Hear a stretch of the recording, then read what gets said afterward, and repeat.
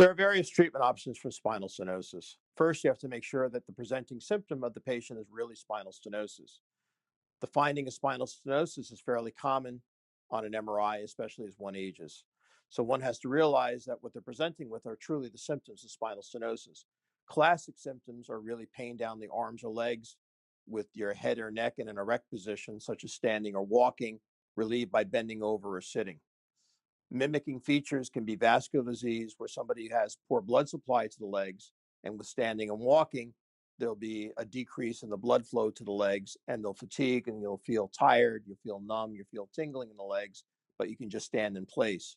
In terms of spinal stenosis, it's a narrowing of the spinal canal. So in a stand-up or erect posture, the canal is in its most narrow position. To relieve that narrowing, people will bend over or sit. So classically, people will lean on a shopping cart to walk or always be looking for the next place to sit down. One can realize that the spinal stenosis is getting worse because their walking tolerances or the distances they can walk gets less and less over time. Treatment options can be just as simple as telling people this is their problem and they're able to live with it, to utilizing medication and or exercise, such as through physical therapy. There are various types of medications that can be utilized based on their tolerances to different types of medications or allergies.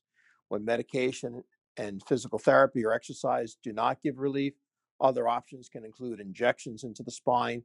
These are called epidural steroid injections, which is just another way of delivering a steroid, which is an anti-inflammatory, into the area which is most tight or most inflamed, creating the symptoms.